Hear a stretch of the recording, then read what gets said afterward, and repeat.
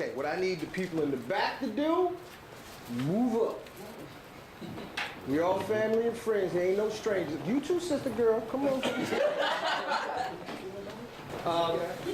My name is Harold S. Reed Jr. I'm a Fellowman of Groove 5 Groove Social Fellowship Incorporated. Professionally, as my brother stated, I'm a life coach. I prefer the term professional and personal development consultant. I'm also a retired police officer. I'll get into more of my history as I go through this presentation. When I just do that. You got it. Well, we all know why we're here, and I just told you guys who I am. HRJR Enterprises is the name of my company, consisting of me because it's my business. And ironically, people actually ask me what HRJR stands for. Harold Reed Jr. It's not rocket science, all right? A lot of the things I was going to touch on, he already touched on. So I'm not going to repeat what networking is and ask you what you think networking is. Thank you for stealing that part of my speech, because he's already done it. But let's look at some more definitions of what networking is. According to Wikipedia, it's social, economic, business activity by which groups of like-minded business people recognize, create, or act upon business opportunities. True. Boring. Next. Merriam-Webster's dictionary defines it as a supportive system of sharing information and services among individuals and groups having a common interest. Okay, that too is boring. We have a good idea what it is. We know what the definition is. Safe to say we can move on, correct? Let's talk about what networking is not. Networking is not making a career out of looking for hookups. Some people think it is.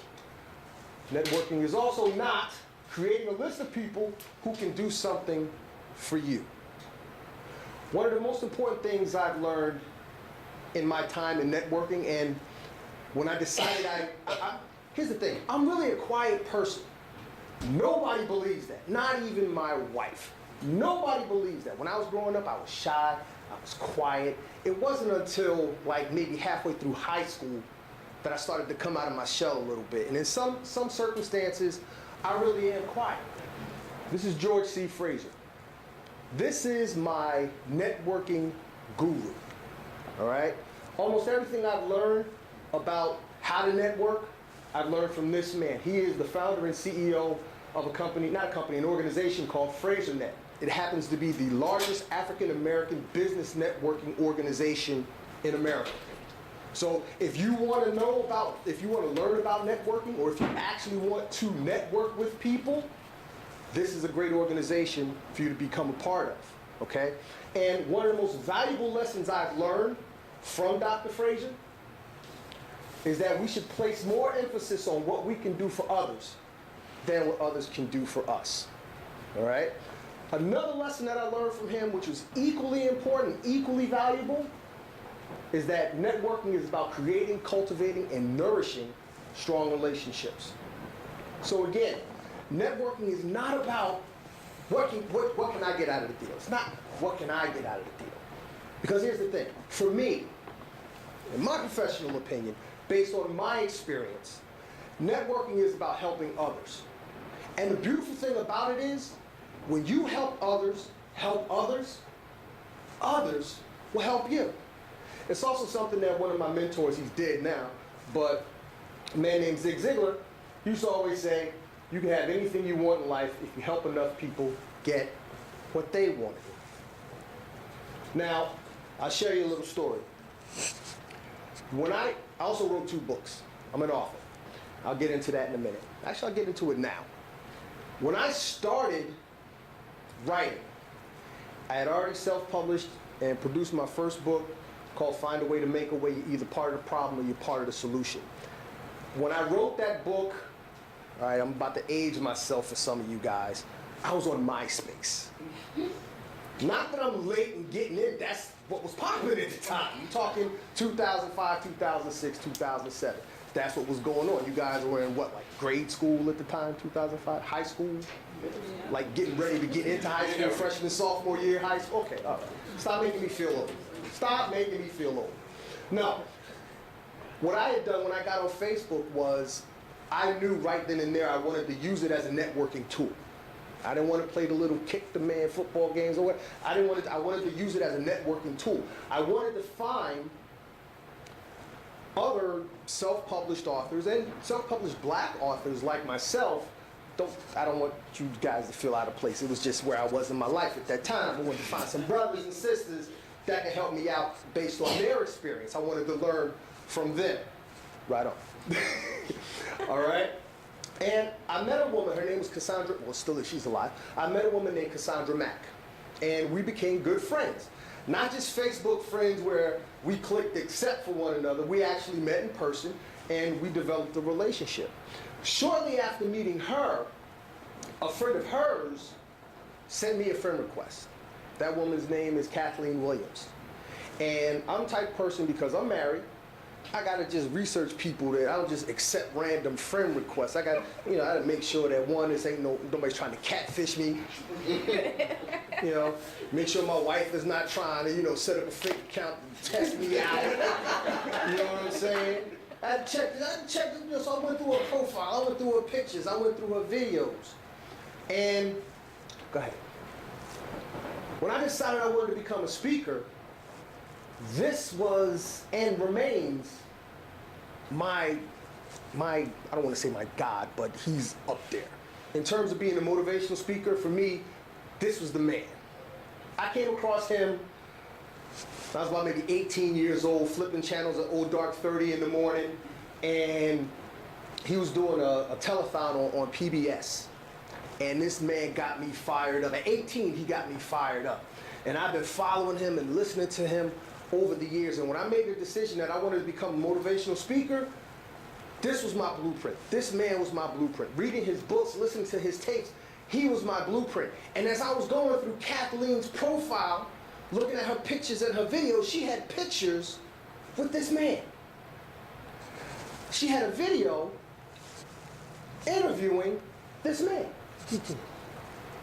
And I could tell this picture isn't a good picture. There's only like a finder that I could use. But between the two of them in that video, where she was interviewing him, I could see that they had a chemistry.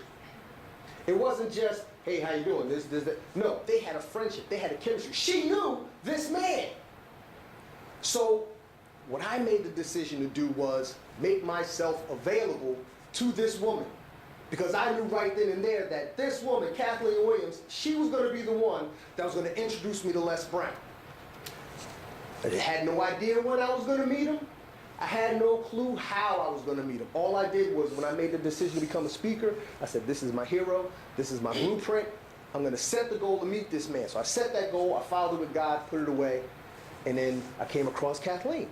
And as I said, I made myself available to her. See, Kathleen, she hosted a little, I don't want to say little, but she hosted a talk show on public access in Queens. And when she asked me to sit in on a panel of other strong black men, yes, this dude is black. For those who are into sports, that's Chris Broussard, ESPN. She asked me to be available to sit in on this particular episode when she was talking about educating young black boys. I made myself available. When she asked me to be the master of ceremonies for an award show that she was producing, I made myself available. It wasn't until maybe a year or some change into knowing her, maybe 2 years or so, we're having a conversation on the phone, and she says, I'm thinking about putting together a special event. I'm only going to have about a select few people, maybe 30, 40 people show up. But I'm going to have Les Brown come in and have him talk to everybody. And I was like, you don't say. Really? Have I ever told you how I feel about Les Brown? I never talked to her about Les Brown. But here on this particular day, I was like, really? Let's have a conversation. That's my blueprint. That's my hero, man. I became a speaker because of him. She was like, well, really? We got to get you to meet him. Really? Beautiful day. And again, 2 months later, she introduced me to Les Brown. And this picture right here, I don't know if you guys can see because of the lighting or whatever, I cried. Real tears. I had like a real fan moment. I'm not ashamed to say. And I'm mad at my wife because she was like filming that. She took pictures of me crying. What actually happened was this man came up to me and he said, I heard you were a preacher. Now, every brother in this room knows. I am so far from being anybody's preacher, okay? But that was just his gregarious way of coming on to me. Not coming on to me, but, you know, introducing himself to me, coming to me. And I went to shake his hand, and he grabbed me, and he hugged me. And, I mean, this is the man that I had been looking up to for like 20 years. And he actually grabbed me and hugged me. So, yeah, I had a Michael Jackson fan moment. I cried. I'm a man. I'm a saint. It is what it is. But, okay, everybody's kind of dark-skinned in this, but that's three of us, me, Kathleen, and Les.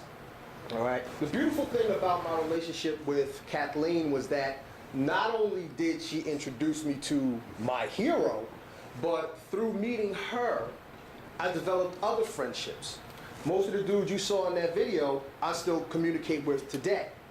One of them gave me some advice and gave me some counseling, and a few of them I've been able to coach and give some counseling and advice to. One of which, now you can click it, all right? He's a music producer, and this is my second book, Success is the Journey from the Womb to the Tomb. He was able to help me produce the audio as well as make it available on Amazon.com, iTunes, and Google Play, all right? Another one of those people that I met through her passed some information on to me about an organization that was looking to help businesses, small businesses owned by Black and Latino women. So I passed that information on to my wife, and she was able to get a $5,000 small business loan as well as free coaching. So again, make yourself available and become a person of service. These are the most important aspects of networking that I can share with you. And I'm actually glad that he shared a lot of the nuts and bolts ahead of time, and I kind of figured he would, all right? So the essence for me of networking is not just handing out business cards and all the professionalism and the emails and all of that. That's the nuts and bolts. That's good.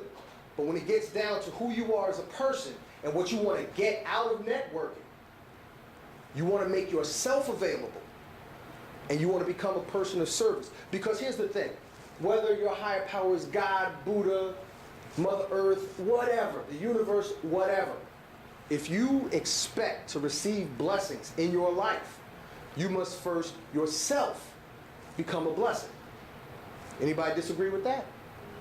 I'm living proof that it works. I'm trying to tell you, okay? Another thing is, go ahead, click ahead. All right? Another thing, we talked about Facebook, right? Facebook, when it first came out, or not so much when it first came out, but when I got on it, it was still in the early days. It was maybe like a year or two old. I was actually able to use Facebook to like really connect with and chat with some famous people.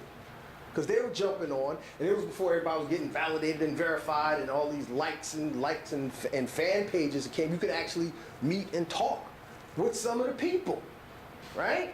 So again, make yourself available. Become a person of service. One of the people that I met off Facebook is Claudia Jordan, who everybody now knows from Ricky Smiley's show and Real Housewives of Atlanta. When I met her, she was doing her own radio show on, you can see me right there. And yes, brothers, I was representing. All right. I met her and I became like a regular call-in on her show. Like she had a lot of comedy and jokes and everything going on, but when she talked about serious topics, I would call in, and she always called me the deep brother because, you know, I would always bring some good sense to the conversation to kind of rein it back in, all right? And when I told her I had a book, now mind you, I didn't just come out and say, hey, I got a book, can I get on your show? I'm just calling into the show, being a regular listener, supporting it and everything, telling my friends, hey, you got to check this show out. Hey, I'm going to be calling in on this show, you should hear me, right? And then one day she had a couple of authors on the show. I was like, oh, you have authors on your show? Did I ever tell you I wrote a book? He's like, really, wrote a book? So guess what? I sent her a copy of the book. She read the book. She's like, this is awesome. I got to have you on the show. A year later, I'm flying first class to meet her out in LA and be on her show on satellite radio worldwide. It was hilarious. I had a great time. And another thing, this is the best part of that trip to Los Angeles. I'm driving around in a 2010 Mustang through Beverly Hills, and I ain't get stopped. It was beautiful. Shortly after meeting her, I met another person on Facebook that I developed a friendship with, all right? That person would be Rona Bennett. Now, Rona might not look familiar to you.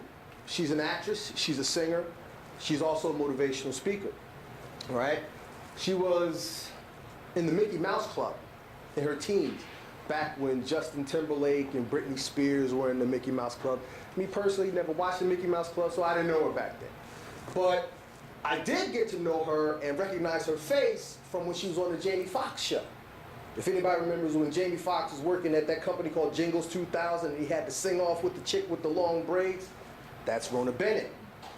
Rona Bennett is also the new and third member of En Vogue. All right? And now they're touring real heavy now. They did like a Christmas movie for Lifetime last year or whatever. But before she got into touring heavy with them, she had an internet radio show in Los Angeles. So through our friendship, she's like, you know what, I saw you had a book, can you send me a copy? I sent her a copy of my book. Guess what? I'm flying out to LA again to be on her show, which is where that previous picture came out before. No, you don't have to go back. You move forward. Okay? So again, the most important, crucial thing I can share with you is that you should make yourself available. I'm going to say this again, maybe about 4 or 5 more times before I sit my behind down. Make yourself available and become a person of service. Now, we talked about Facebook. Facebook today is, you can still use it for networking, but you can't build those close personal relationships like I was able to back then with those two and a few others. Some were just friendships that didn't result in business. They were just, relationships. Eric Benet, Vanessa Williams, the old one, not the one from Soul Food, not the one that was in New Jack City. All right? Quite a few. Some comedians. But in any case, because Facebook is so saturated with BS, can't really make those connections like that anymore. But like you said before, Facebook does have groups that you can get into, and there are people that you can find, but it's just too much shenanigans. There's too much fun and games going on in Facebook for me to take it as seriously as I did in the beginning. So when I came across LinkedIn, and I'm glad a lot of you already have LinkedIn accounts, so I don't have to do a lot of explaining. But the one important thing I want to touch on is the endorsement factor. Because also in LinkedIn, there are groups, and you all know, what I call LinkedIn the Facebook of the business world, all right? There are no fight videos, no games to play, no nonsense, but just straight business. So you guys already know that when you get out of school, or even right now, you should be looking to connect with people who could possibly help you when you get out of school, or even right now. The most wonderful feature I like about LinkedIn is the endorsements. Because when people get to know you, and you make yourself available to those people, and they get to know you and the skills that you possess, then they endorse you. So when those other people who, like you said, the Fortune 500 and 100 companies are looking for people to recruit and whatnot, they look at those endorsements. I'm happy to say that I have over 825 endorsements, all right? And I want to build them up because I'm not really happy with that number. I need 4 digits. So all you find me and boost that up after today. I'm also proud to say that one of those endorsements came from Dr. George Fraser. Dr. George Fraser. He endorsed me for public speaking, which when I saw that, you couldn't tell me nothing for the rest of the week. I was on top of the world, and I wouldn't shut up about it. And a lot of people didn't know who George Fraser was, so it didn't matter to them. But it mattered the world to me, because that man is somebody. What I urge you to do, anybody ever heard of Les Brown before? I meant to ask that earlier. Okay, the beautiful thing about you being the ages that you are versus the age I was when I found him is that there was no YouTube back then. Okay? So when you get back to your dorm rooms or whatever, or your apartments, get on your computer and look up Les Brown on YouTube. Change your life. I guarantee you. Also, look up George Fraser, because he has a lot to say about where we are and what we can do in our communities. Okay? However, no, go ahead. The most valuable networking experience I ever had in my life came to me as a member of Group 5 Group. Now, this is not a recruitment video, this is not a recruitment section of the presentation, but it's something that really happened for me in my life. I became a police officer for the city of East Orange. Yeah, that's me. About 100 pounds lighter. Okay. I became a police officer for the city of East Orange in 2000. All right. One of my brothers, who's a detective for the city of New York, I'm proud of you, man. I'm proud of you, but we're going to get you out of East Orange, bruh. We're going to get you out of East Orange. Yeah, all right. Okay. Now, he's a graduate brother, but I pledged him.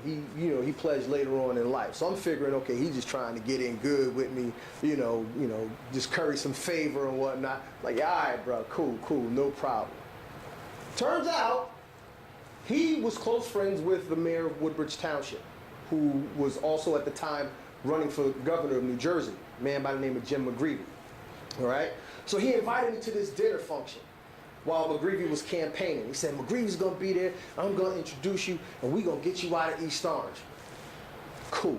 Now I was engaged at the time, so I figured, at the best, I get to take my wife out for some dinner and dancing, and later on, it'd be a good day. Happy ending. Wonderful. All right? So we get to this dinner, and McGreevy's working the tables, he's going around the room, and my brother Gene, brothers may know him on Facebook as Pound Pup, all right? He comes up to Jim, he pops Jim McGreevy in the back of the head, like, this is the mayor of somebody's town. But that's how you could tell they was good friends, because he could do that. So he says to Mr. McGreevy, he says, Jim, this is my brother Harold. He's one of East Orange's finest. What can we do to make him one of Woodbridge's finest? I'm like, word, like that? you got it like that? This is what I'm thinking to myself. And so McGreevy says, sure. Here's a pen. I gave him a pen and piece of paper. And he said, this is the name and phone number for the deputy chief. Give him a call. Year and a half later, I left East Orange, and I got hired by the Woodbridge Police Department. Now, the beautiful thing about this was, on December 9th, 2002, about 3 months after the birth of my first son, on that day when I signed my hiring papers for the Woodbridge Police Department, I went from making $42,000 a year to just over $60,000 a year. When I started as a rookie in the East Orange Police Department, when I was in the academy rather, my starting salary was $22,000 a year. When I graduated the academy, it jumped up to 40. Actually, technically 39. When they put it in the newspaper that, the new academy class graduated, my father had automatically just bumped it up to 40 and then doubled my rent. All right? But like I said, when I came to the Woodbridge Police Department, I got a significant pay raise. And then 4 years after that, I started making about $100,000 a year. It was beautiful. Okay? Now, it takes about what? 6 years to start college, get a master's degree, go out looking for a job so you can start paying off those student loans? About that, right? Talk to me. Yeah. Right? Okay. I did all of that. 6 years of my career, first 6 years of my career, without a college degree, making six figures. Okay? I'm proud to say that I did go back to college. I did finish, did graduate. Okay? But I share this story with you not to brag. Not to brag. I share this story with you for two reasons. One, you can accomplish a lot when you're passionate about it. Okay? Two, I want to stress the importance and the value of networking through organizations that you belong to. Now I got brothers in here, I have swing sisters in here, or I had sisters, now I have sister, the other one bounced. I get her on Facebook, all right? But like I said, I'm a guru, as everybody knows, as you can clearly see. But as a speaker, I'm also a member of Toastmasters International, and I'm also a Prince Hall Freemason. Now, the beautiful thing about being both a guru and a Mason is that in addition to the business connections that I've been able to make over the years, I've been a guru for 23 years this year, and I've been a Mason since 2008, so we're going on 7 years, all right? The most beautiful thing about this is, in addition to, like I said, the business connections I can make, if I want to go and connect with brothers, they're there. Whenever, wherever I go outside the state of New Jersey, I can pick up the phone and reach out to a brother. And with Facebook, or just picking up the phone, I can say, look, I'm coming out that way, I'll give you a call when I get in town. And God forbid, if I'm ever stuck or stranded, help is only a couple phone calls away. So again, this is not about recruiting for Groove, or Swing, or any fraternity that exists on this campus. There you go again?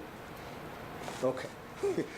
But I want you to know that if you want to improve yourselves professionally and you're planning to venture into the area of networking while you're in college, fraternal organizations, not a bad place to start. In fact, I'd say it's the best place to start.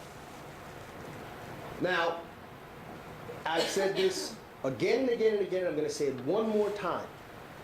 The most important thing you can do in networking is cultivate strong relationships, okay? Make yourself available to people, and be a person of service. Because when you do this, you invoke the law of karma.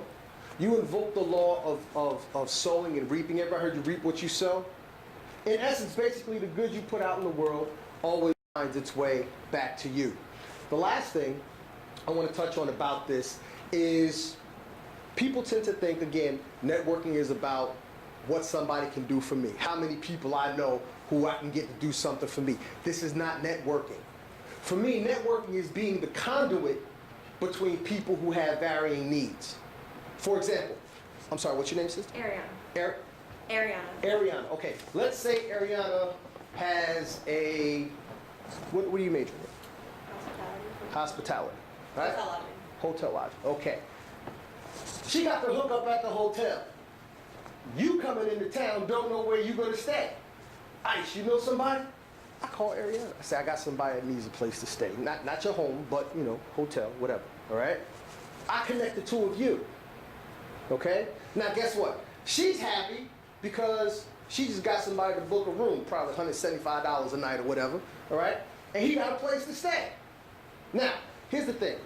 If you help one person, that one person may be so inclined to return the favor someday. But you help two people, you've got two people who are inclined to help you. So you see what I said before when I say, if you help others, others will be more inclined to help you. Be the conduit between two people or more. Because what happens is this. She knows she can count on me to get her business. He knows he can count on me to connect him with whatever he needs. So when people tend to say, and my brothers all know this about me, all right? If there's somebody you need to connect with, yo, call Iceman. Iceman know everybody. All right? Iceman. I mean, I have brothers who actually, I really should be charging a lot of y'all for some of the advice I've been giving y'all, because I do this for a living. No, but what I choose to do with networking for me, as I said, I become a person of service. I want to not necessarily give things away, because I'm a businessman too. There's no profit in giving stuff away. But in terms of being a conduit between people, that's networking, okay? Because when I can connect her with him, or him with him, her with her, and then they know that they can tell anybody, you guys probably won't remember, there used to be a shampoo commercial where the woman was so happy with her shampoo that she told two friends, and they told two friends, and the screen would just have people go, and so on, and there'd be so many more people, like the screen would exponentially expand with a whole bunch of more people. That's what networking is. Becoming a conduit to multiple amounts of people, all right? And then you all share resources. You all share your resources, and all of those resources come back to you. I may not need a hotel, but he does. She does. So I can connect them with Ariana. That is what it's about. It's not about what you can get out of it. Because if all you do is go into business thinking about what you can get out of it, you're going to be shortchanging yourself in the long run. For me, as I said, this is the last time I promise I'm going to say it, it's about making yourself available and becoming a person of service. That's it for me at this point in time. It looks like they're getting ready to shut down. They're being polite about it. They ain't say get the hell out. So I want to thank the brothers of Griffin chapter for having me out here. I want to thank you guys for your time.